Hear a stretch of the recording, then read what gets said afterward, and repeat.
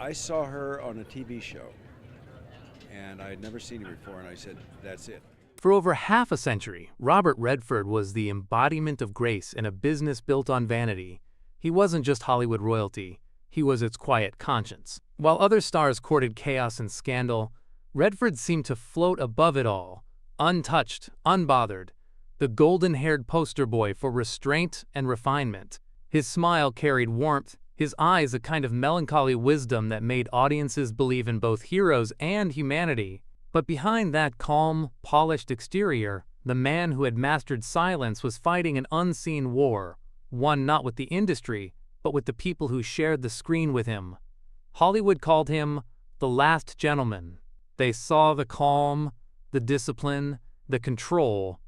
What they didn't see were the cracks forming beneath. Because in a place where egos are currency and dominance is survival, Redford's dignity wasn't always rewarded. It was tested, pushed, and at times, quietly broken. He wasn't the man to shout on set or slam doors, but his silence often hid a storm. And as he finally confessed at 88, that storm had names that Hollywood itself had worshipped. In his younger years, Redford believed in art as a collaboration. To him, filmmaking was a symphony, every actor an instrument, every scene a balance of emotion and intention. But the deeper he waded into fame, the more he realized that not everyone played by that harmony. Some came to dominate the score, to drown out the melody with noise. And it was in those moments that Redford's calm met its fiercest trials. NHE remembered the early days, when success hadn't yet hardened into myth. The 1970s were Redford's golden decade. Butch Cassidy and the Sundance Kid, The Sting, The Way We Were, films that cemented his image as both heartthrob and hero. To the world, he was unshakable. Yet privately, the pressure of maintaining that image, the man who never broke, never feuded, never fell, became suffocating. His silence was not peace, it was survival. When you don't feed the drama, he once said quietly, people write their own. NBUT time has a way of stripping away the gloss. At 88, Redford no longer needed the industry's approval. He had outlasted most of his critics, seen Hollywood evolve from artistry to algorithm. And so, when he began speaking, really speaking, it wasn't in bitterness, but in truth. He had no scandals to confess, no secrets of betrayal or vice. Instead, he offered something rarer, the truth about collaboration, about how some of the greatest films in history were made under skies thick with tension, resentment, and ego. What shocked everyone wasn't that Redford had enemies, but that he had hidden them so well. The names he mentioned weren't tabloid villains. They were revered legends. Gene Hackman, James Woods, Dustin Hoffman, Faye Dunaway, Tom Cruise, Robert Duvall, even Paul Newman, the man the world believed was his cinematic soulmate. Each name carried its own story, its own fracture line in Redford's carefully built world. Hackman's temper, Hoffman's chaos, Cruise's obsession with control, Dunaway's perfectionism, Duvall's rebellion, and Newman, the friend who became a silent rival. These weren't feuds for the press. They were private wars fought in looks, pauses, and quiet withdrawals, the kind that leave no headlines, only scars. When Redford finally spoke about them, it wasn't vengeance, it was release. He described Hollywood as a paradox, a place that worships collaboration but thrives on conflict. A world where you can share the same frame, the same story, yet live in separate emotional worlds. We were making movies, he said, but sometimes it felt like we were making battles. What made his confession so powerful wasn't its anger, but its clarity. There was no bitterness in his tone, only acceptance. He didn't name villains, he described collisions. Two artists, two visions, two truths clashing in the same fragile space called cinema.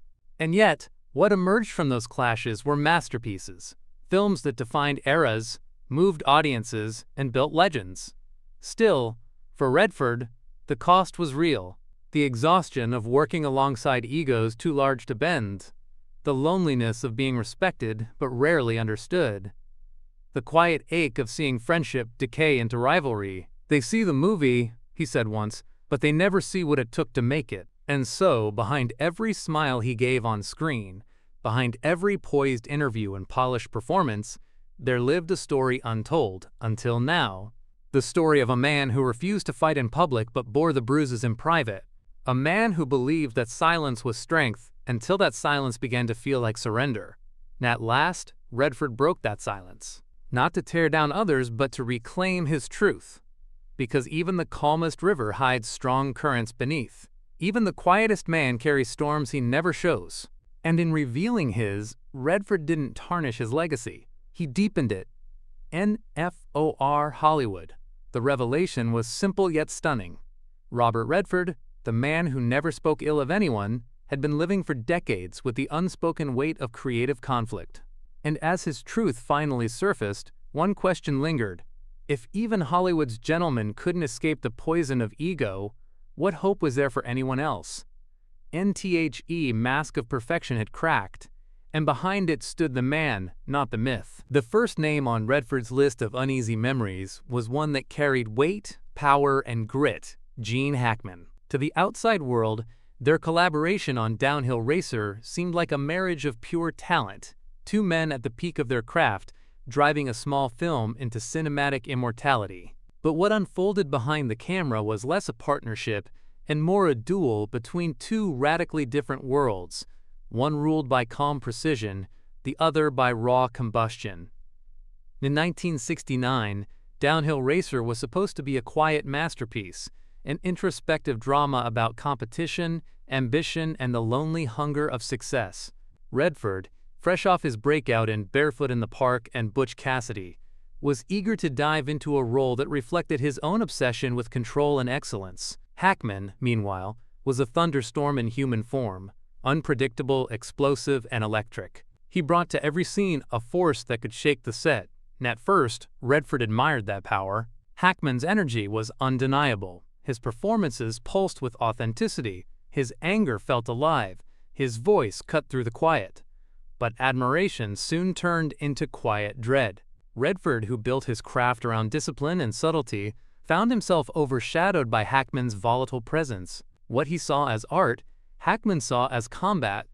Crew members later whispered that the tension between the two men was palpable, like the mountain air they filmed in, thin and dangerous. Redford, ever the professional, tried to keep the peace, but Hackman didn't play by rules of diplomacy.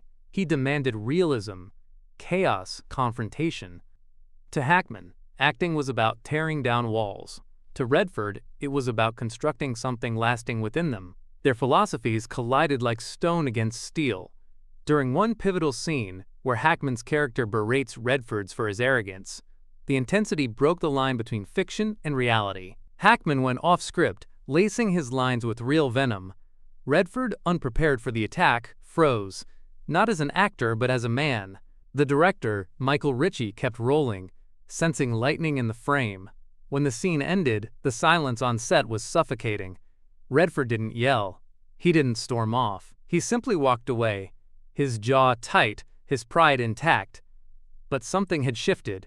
Later, Redford would describe Hackman as a sledgehammer in a violin shop. It wasn't an insult. It was a truth. Hackman's brilliance came with destruction. He could make a scene unforgettable, but he left chaos in his wake. For Redford, who believed in precision and balance, that kind of energy was unbearable. He once told a friend, "Gene plays to break you. I play to build something. That's not a partnership. That's survival." When Downhill Racer was released, critics called it a triumph of realism, a sharp and meditative look at ambition. But few knew how much of that realism came from real conflict.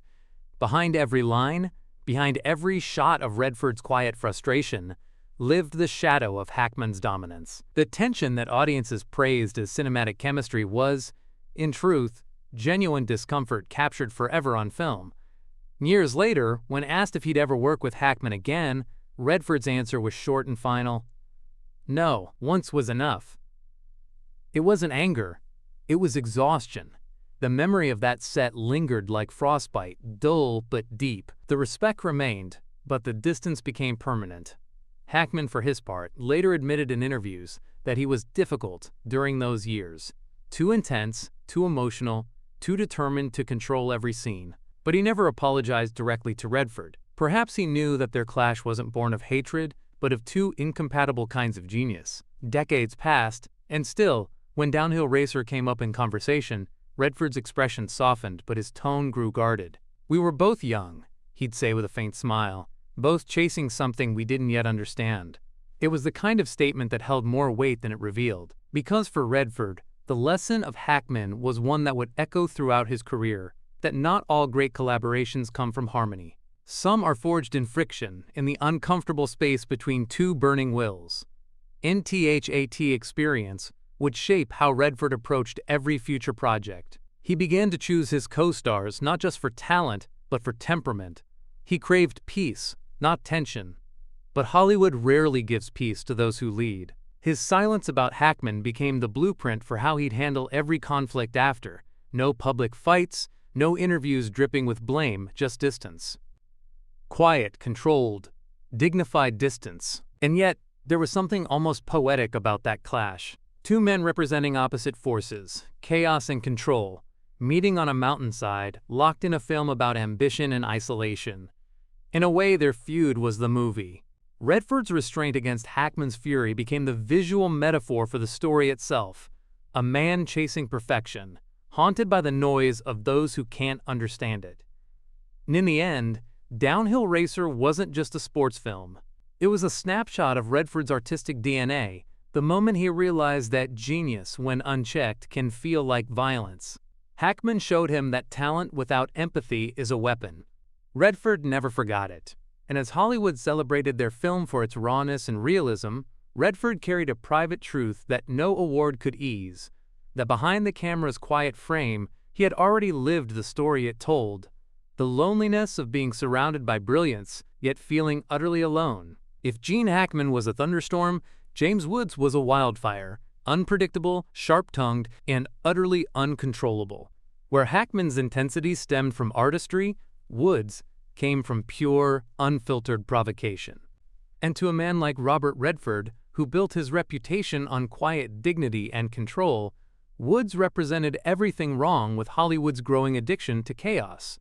Their paths crossed briefly, but the encounter was enough to leave a lasting scar on Redford's memory, a single audition that spiraled into legend. It was the early 1980s, and Redford was preparing for a project that demanded raw authenticity. Woods, young, hungry, and already infamous for his abrasive confidence, wanted the part badly. But from the moment he walked into the room, the air changed. And according to those who witnessed it, Redford was sitting calmly at the table. Poised, polite, the embodiment of professionalism. Woods entered like a lightning bolt in a crowded theater, all swagger and sharp energy. He didn't greet anyone, he announced himself. Before Redford could even offer a word, Woods had begun dissecting the script, mocking its dialogue, questioning its direction. It was as if he came not to audition, but to dominate.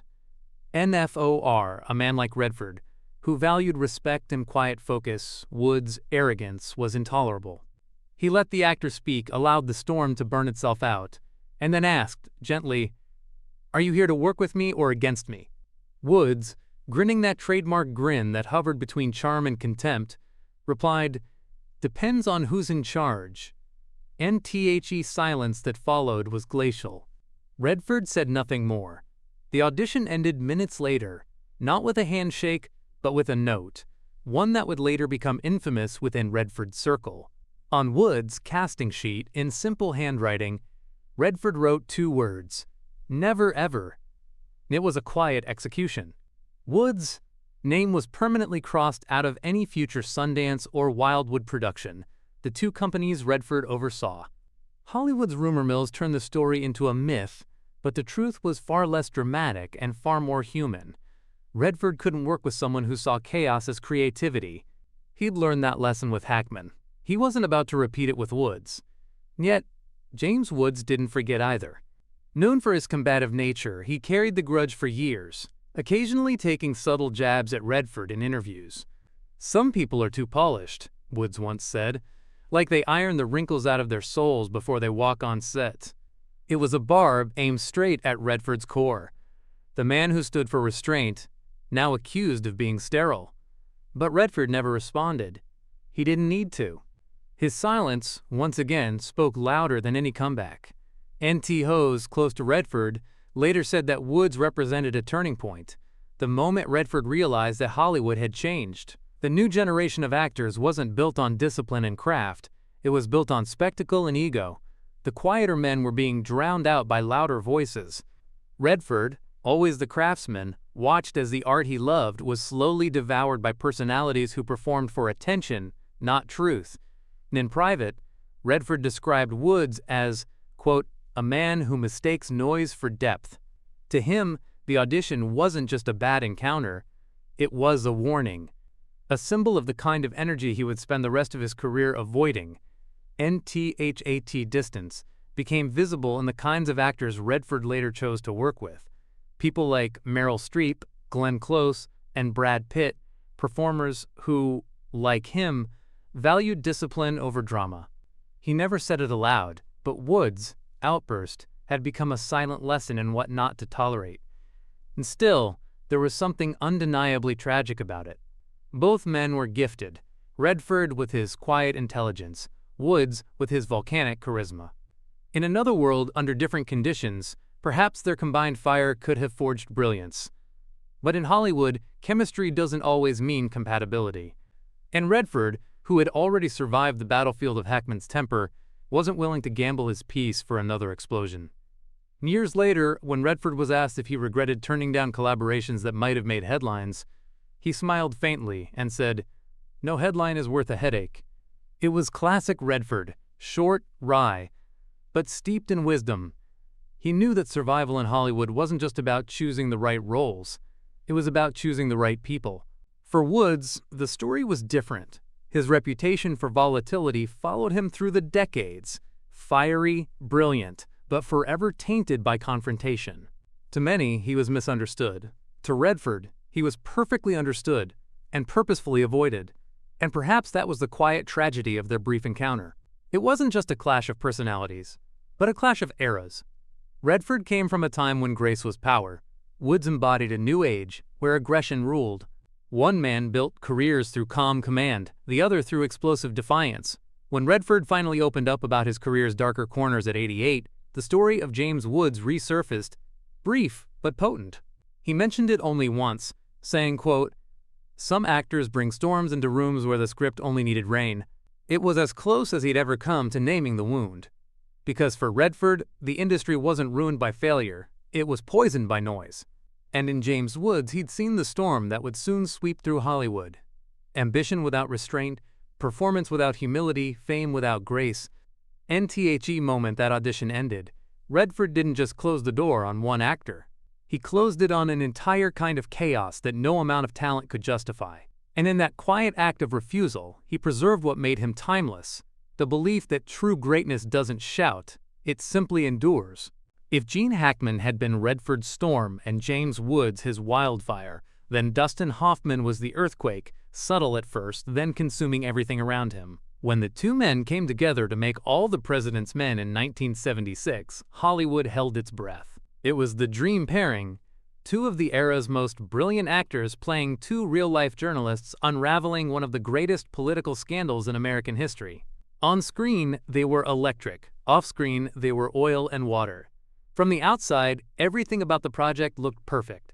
Redford had spent years trying to bring the story to life, buying the rights himself, and serving as both producer and star. It was a passion project, one rooted in truth, order, and journalistic precision. Hoffman, on the other hand, was the spirit of method acting, unpredictable, impulsive, allergic to control. He thrived in chaos, in the unplanned and unrehearsed. Redford admired him as an actor, but dreaded him as a collaborator. Their creative philosophies weren't just different, they were destined to collide. During the first week of shooting, those differences became painfully clear. Redford, who prepared meticulously for every scene, wanted clean, measured dialogue. Each pause intentional, every line polished. Hoffman would suddenly improvise, changing lines mid-take, cutting across Redford's timing, throwing the rhythm off balance. He would mumble, interrupt, add words, chase realism through disorder. To Hoffman, it was artistry. To Redford, it was sabotage. NTHE director Alan J. Pakula found himself trapped between two geniuses pulling in opposite directions. On set, the tension was quiet but unmistakable, like a string pulled too tight. Crew members later described the air around them as polite hostility. Redford, as always, kept his face calm, his voice even, his tone respectful. Hoffman, restless and mercurial, seemed to feed on that restraint, poking and testing it like a child testing a teacher's patience. And one story from the set became Hollywood legend.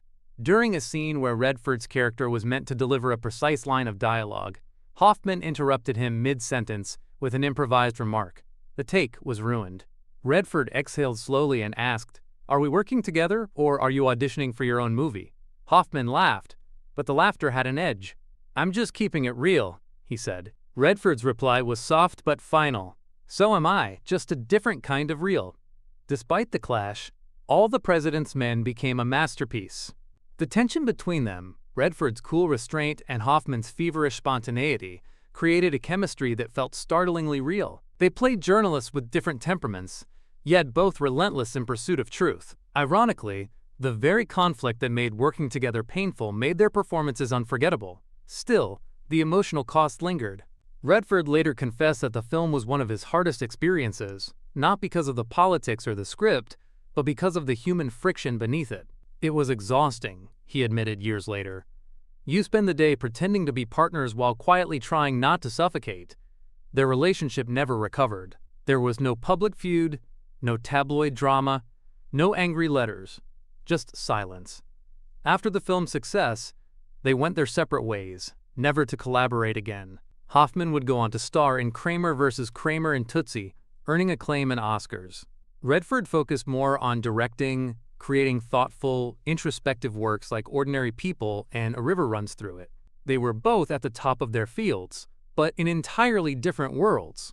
Years later, when asked about Hoffman, Redford was diplomatic. "He's brilliant," he said, "but brilliance has its cost." That one line said everything. He wasn't dismissive. He was reflective. He had learned that working with brilliance wasn't the problem. Surviving it was. Privately, Redford saw Hoffman as a mirror of what he could never be: loud, reckless, untamed. Hoffman represented the wild, emotional chaos Redford had spent his whole life suppressing. And perhaps that's why their clash hurt so much.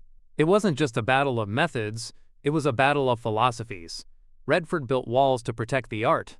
Hoffman tore them down to find it. But there was a deeper wound beneath their professional friction. Redford had invested more than money in All the President's Men. He had invested his belief that truth could be orderly, that honesty could coexist with elegance. Hoffman's disruptive energy shattered that illusion. For the first time, Redford realized that truth, like art, was messy, uncomfortable, and uncontrollable. Hoffman, without meaning to, forced him to confront the chaos he had always tried to avoid. When the film swept through awards season, Redford remained gracious, never revealing the emotional toll it had taken. He sat through interviews, smiling, praising his co-stars, never once breaking his composure. But to those who knew him well, there was a faint bitterness behind his eyes. Not hatred, but fatigue. The kind of weariness that comes from winning a battle you never wanted to fight. In later interviews, Hoffman seemed unaware of how deeply the tension had affected Redford. He often praised his co-star, calling him a rock and a perfect balance. But Redford's praise, when it came, was always tinged with distance. He called Hoffman intense, unique, a force of nature. Compliments, yes, but carefully chosen ones that said as much about restraint as they did about respect. Their silent war became one of Hollywood's quiet legends, not because it exploded, but because it never did. No shouting matches, no walkouts, no public meltdowns. Just two men working side by side, each holding their breath, each waiting for the day they wouldn't have to share a frame again. And yet, in the irony that only Hollywood can produce, their creative conflict gave birth to one of the most important films of its time, a story about truth told by two men who could barely tell the truth to each other. When Redford looked back on that experience decades later, his words were simple but heavy. "I learned that sometimes the story behind the camera is more human than the one we tell on screen." And though All the President's Men cemented his legacy, it also marked the moment he began retreating from collaboration. He had seen too much of what ego could do. Even genius, when unchecked, could corrode the soul of the work. NSO, he carried the lesson forward. Never mistake chemistry for peace or success for harmony.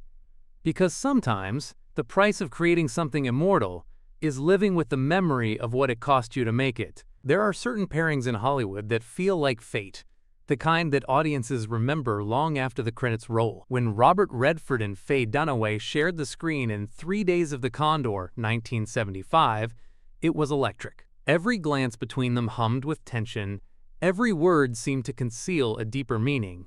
But what the cameras didn't catch was that this intensity wasn't just acting, it was the friction of two stars burning too close. Off-screen, Redford would later call Dunaway a storm in heels, a phrase that perfectly captured her energy, mesmerizing, unpredictable, and dangerously difficult to control. Faye wasn't the kind of actress who bent easily to direction, and Redford wasn't the kind of man who tolerated chaos. Together they created something that was both cinematic magic and personal torment. From the very first day on set, the tone was set. Dunaway arrived impeccably dressed, poised, and silent. Redford, always calm and professional, greeted her warmly, only to be met with cool detachment. To her, acting wasn't about camaraderie or casual charm, it was a battle of control and truth. She dissected every line, every gesture, while Redford preferred instinct. Clean, natural, spontaneous. He had built a career on understatement, the art of saying everything with silence. Dunaway, however, treated every scene like war, demanding multiple takes, questioning motives, and refusing to move on until she felt the emotional equation was perfect. Crew members recalled the tension being palpable. Between takes, Dunaway would retreat to her chair, cigarette in hand, eyes distant, whispering her lines again and again. Redford, ever the gentleman, gave her space. But when the cameras rolled, their energies collided, her fire against his ice, her volatility against his stillness. It was cinematic brilliance, born from discomfort. Behind closed doors, though, things were less poetic. Redford was growing frustrated. He valued precision and respect for the process. Dunaway, on the other hand, valued emotional chaos. She believed beauty came from breaking rules, not following them. When Redford would suggest subtle adjustments, she would bristle, accusing him of trying to control her performance. It wasn't that she didn't respect him, it was that she couldn't yield. Faye Dunaway didn't collaborate. She conquered. Their director, Sidney Pollack, often found himself playing mediator. Pollack adored Redford. They had a long, trusting history, but he also understood Dunaway's artistry. She was, after all, one of the most powerful actresses of her generation, a perfectionist whose intensity had both made and destroyed her reputation. There were days when Pollack would quietly pull Redford aside and say, "Just let her burn, Bob. It'll make the scene real." And it did. The infamous scene where Redford's character kidnaps Dunaway's, a moment charged with fear and attraction, felt almost too authentic. Behind the lens, everyone could sense that the discomfort wasn't staged. Redford later admitted that playing opposite Dunaway forced him into a kind of emotional corner he rarely experienced. She unnerved him, pushed him, exposed him. He respected that, but he never enjoyed it. Off-set, they spoke little. Redford preferred quiet evenings and casual conversation. Dunaway was elusive, often disappearing after shooting ended, leaving others to speculate about what she was thinking. Rumors spread that the two could barely tolerate being in the same room unless the cameras were on. The chemistry that dazzled audiences was, in truth, friction transformed into art. When 3 Days of the Condor premiered, critics hailed their pairing as magnetic. The tension, the restraint, the undercurrent of danger. It was everything audiences craved from a 1970s thriller. But Redford, in interviews, gave little away. He praised Dunaway's professionalism, but never once mentioned friendship or fondness. Dunaway, in turn, spoke cryptically about Redford's calm vanity, saying, "He's so still, you don't know if he's listening or waiting to win." Years later, when asked about her, Redford gave a rare moment of candor. "Faye was brilliant," he said, pausing before adding softly, "and impossible." That single line revealed everything. He admired her art, but he couldn't forget the war it took to create it. To him, she was both muse and nightmare, someone whose dedication to perfection left no room for warmth. In truth, Both were victims of their own discipline. Redford's control met Dunaway's defiance, and neither could bend. What audiences saw as sensual chemistry was really the sound of two unyielding forces colliding. Redford didn't despise her, he just couldn't endure her, and Dunaway, in her own way, respected him enough to fight him. After Condor, they never worked together again. For Redford, that was deliberate. He told close friends that while he admired her intensity, it wasn't something he could survive twice. Some people, he said, you only collaborate with once, not because they're bad, but because they're too much. And Faye Dunaway would go on to win an Oscar and cement her place in Hollywood history. Redford continued to build his legacy of quiet excellence, but that brief, volatile encounter between them, two stars locked in a silent duel, remains one of the most fascinating collisions in cinema history. Because behind the allure of 3 Days of the Condor, there was no romance, no off-screen spark, only the uneasy partnership of two perfectionists who turned discomfort into art. And for Robert Redford, it became yet another scar beneath the charm, a reminder that sometimes the most beautiful performances are born from the most unbearable tension. By the time The Natural went into production in 1984, Robert Redford was no longer just a Hollywood star, he was a legend. He had directed an Oscar-winning film, built Sundance into an empire, and become the face of thoughtful American cinema. But when he stepped onto the set of The Natural, he found himself face to face with another titan, Robert Duvall, a man as brilliant as he was unpredictable. What was meant to be a nostalgic, uplifting story of redemption quickly became, for Redford, one of the most turbulent collaborations of his career. Redford played Roy Hobbs, the mysterious baseball prodigy chasing one last shot at greatness. Duvall was Max Mercy, the cynical sports writer determined to expose him. On screen, their characters were rivals, one embodying purity, the other manipulation. Off-screen, the same energy simmered beneath the surface, bleeding into their every exchange. From the very start, their creative philosophies collided. Redford approached acting like architecture, carefully structured, precise, methodical. He believed in planning every gesture, in perfect rhythm and restraint. Duvall, on the other hand, was pure improvisation. He thrived in chaos, rejecting predictability in favor of raw spontaneity. He once told a crew member, "If you're not surprised by your own performance, you're not acting." That ethos drove Redford insane. During rehearsals, Duvall would deliberately change lines, rearrange dialogue, or deliver them in ways that disrupted Redford's timing. For Duvall, it was exploration. For Redford, sabotage. Their on-set arguments became legendary, whispered about in studio corridors. Crew members described Redford trying to maintain his gentlemanly composure as Duvall erupted into unpredictable bursts of energy. At one point, when Duvall went off-script in a key scene, Redford quietly stopped the take and said, "We're not making jazz here, Bob. We're making a composition." Duvall shot back instantly. "Then maybe your composition needs a little soul." And it was oil and water, discipline versus instinct, control versus chaos. Yet, ironically, that same clash created magic. Their scenes crackled with real tension because the resentment was real. Duvall's character sneered at Hobbs' idealism, and Redford's eyes burned with controlled fury. The camera captured truth, not performance NBUT behind the camera. It wasn't sustainable. The film's director, Barry Levinson, found himself mediating between two forces of nature. Levinson admired both men, but admitted later that their dynamic was like watching two bulls share one pen. Redford would ask for another take to refine emotional precision. Duvall would refuse, claiming it was already alive. Sometimes, the argument would end with Levinson reluctantly siding with Redford, not out of preference, but exhaustion. Despite the professional tension, there was no open hatred, just mutual frustration born from deep conviction. Duvall thought Redford's pursuit of perfection killed spontaneity. Redford thought Duvall's looseness destroyed structure. Both were right, and both were wrong. One afternoon during shooting, the disagreement reached its breaking point. The two were filming a scene in which Max Mercy confronts Roy Hobbs about his past. The moment demanded quiet menace, but Duvall kept ad-libbing new lines, throwing Redford off. After 3 takes, Redford finally broke, slamming his glove on the ground. "Can you just stick to the script for 1 take?" he snapped. Duvall, unflinching, replied, "Scripts are for people who can't feel." The crew froze. For a man like Redford, who had built his career on thoughtful restraint, that line cut deep. NTHAT evening, Redford reportedly left the set early, skipping dinner with the cast.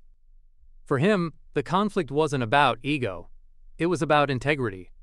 He believed that filmmaking required respect for collaboration. Duvall believed that true art came from rebellion. Neither man could yield without betraying his own philosophy. NTHE irony was that the film they were making about the price of greatness and the battle between talent and temptation reflected exactly what they were living. Redford embodied the stoic hero fighting for order, while Duvall became the embodiment of unruly genius. The parallels weren't lost on anyone.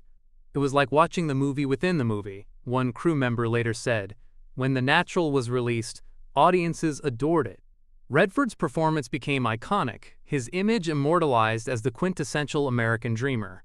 Duvall's portrayal of Max Mercy, though smaller in screen time, was unforgettable, sharp, venomous, and alive.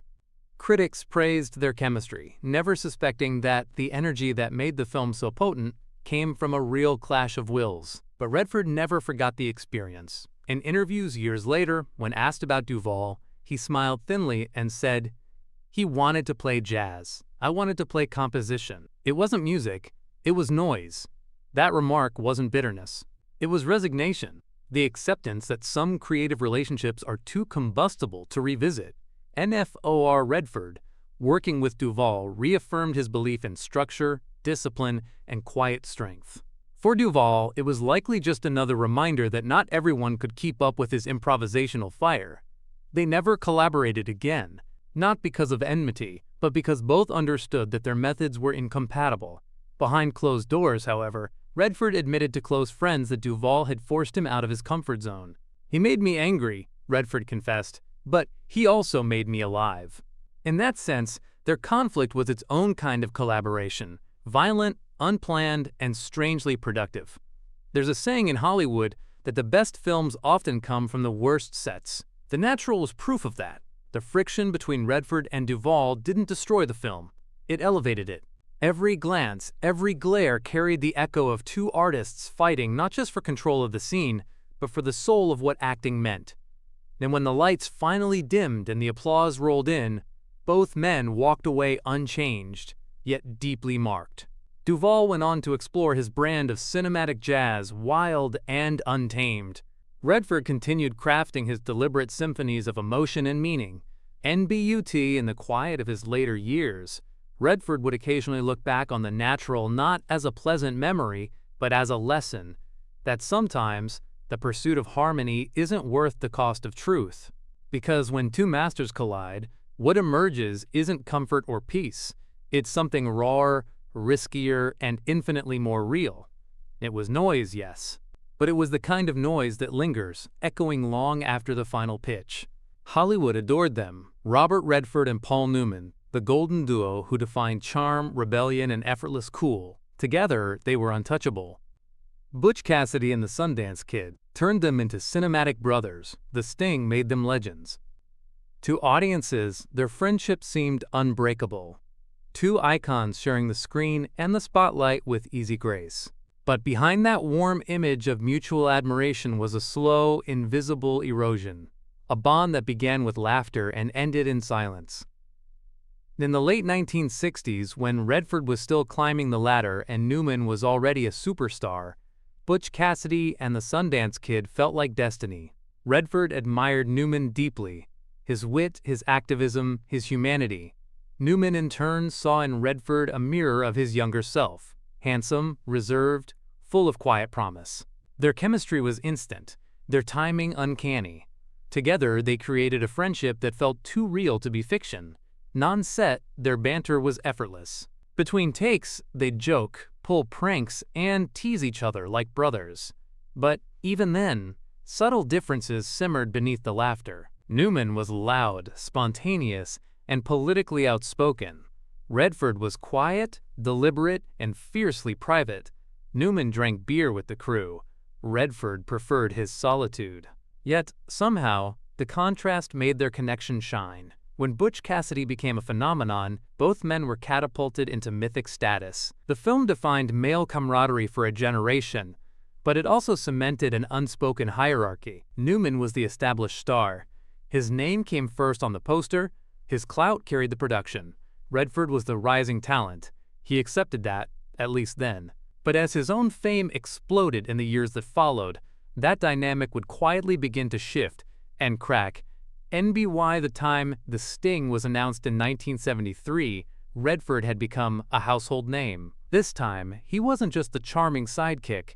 He was a star in his own right, coming off critical and commercial triumphs. The reunion between Newman and Redford was marketed as a celebration of friendship, but for the two men, it was something more complicated.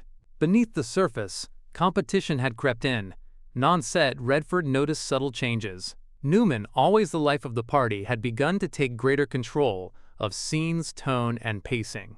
He had producer influence, creative weight, and an undeniable presence that made others defer to him. Redford, who valued equality and collaboration, began to feel overshadowed. Newman, in turn, sensed Redford's quiet resentment. What once felt like partnership began to feel like rivalry, and it wasn't open hostility. Never that. They were too dignified, too self-aware. But those who worked on The Sting noticed that their warmth had cooled. Gone were the easy jokes between takes, replaced by polite professionalism. Redford later admitted that he began to sense a kind of distance that wasn't there before. Newman, ever perceptive, noticed it too. But neither man was willing to confront it. They simply worked, hit their marks, and let their friendship quietly transform into something unspoken. Their performances, ironically, were seamless, smooth, witty, and full of charm. The world saw two brothers pulling off one last great con. But what the audience didn't see was the emotional con playing out behind the camera. Two men pretending nothing had changed when everything had. And after The Sting wrapped, Redford went his own way. He founded the Sundance Institute, directed Ordinary People, and built a new legacy, not as a Hollywood star, but as a visionary. Newman continued acting, racing, and supporting humanitarian causes. Their paths diverged, not out of anger, but inevitability. Both had outgrown the shared myth of Butch and Sundance. Yet, for all the distance, a quiet bond remained. When asked in interviews about Newman, Redford always spoke with affection, but never nostalgia. Paul was one of the greats, he'd say, his tone tinged with both pride and melancholy. Newman, in turn, referred to Redford as my favorite partner in crime.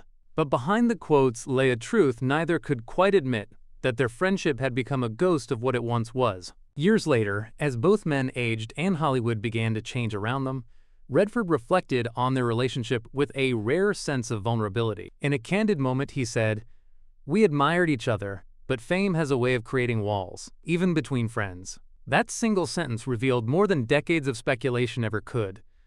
The world had seen the laughter, the pranks, the perfect partnership, but Redford had lived the silence, the slow drift between two men who once shared everything, but couldn't escape the quiet poison of competition. There was no betrayal, no scandalous fallout, just the inevitable erosion that fame brings. Each man respected the other too much to fight, but not enough to stay close. As Redford once described it, it wasn't anger, it was gravity pulling us apart. When Paul Newman passed away in 2008, Redford was devastated. In a moving tribute, he confessed that the loss hit him harder than he expected. "There's a hole now," he said quietly. "I always thought we'd have one more chance to work together, one more story to tell. But time ran out." Those words carried the weight of years of unspoken regret, the kind that only surfaces when it's too late to mend what's been lost. NFOR decades. Audiences saw Paul and Bob as inseparable, the embodiment of loyalty and trust. But Redford's later life confession revealed something far more human, that even the strongest bonds can buckle under the weight of success. The cameras had immortalized their friendship, but reality had slowly rewritten it, from brotherhood to memory. And yet, in that bittersweet truth, there was something profoundly beautiful. Because what Redford and Newman shared wasn't fake. It just couldn't survive forever. They had burned brightly together, then gone their separate ways, each carrying a piece of the other into the years that followed. In the quiet moments of his later life, when asked what he missed most about Hollywood, Redford didn't mention awards or acclaim. He said simply, "Working with Paul, there was magic there, and I didn't know it was fleeting. NTHAT was the real Sting, Not the loss of fame or youth, but the realization that even the deepest connections can fade under the spotlight's glare. And for a man like Redford, who built his legacy on grace and restraint, it was perhaps his most vulnerable confession, that the cost of greatness is often counted not in enemies, but in the friends who slowly slip away.